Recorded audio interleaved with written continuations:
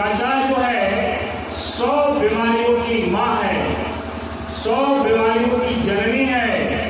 वैसा कचरा को निकाल करके एक चिन्हित जगह पर रखने के लिए बिहार सरकार इस तरह के एक शेड का निर्माण किया।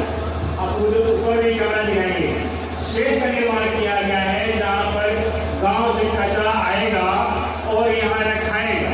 ये जगह दिखाइए, ये जगह एक जंक्शन है, प्लेटफॉर्म है और यहीं पर कचरा गिरेगा और हर जगह बंटवारा होगा। कहीं खाद बनेगा तो कहीं उसमें जो अवशिष्ट पदार्थ निकलेगा, चीनी हुआ या चावल हुआ, ये जो भी कुछ निकलता है कचरा में, उसे इकट्ठा करके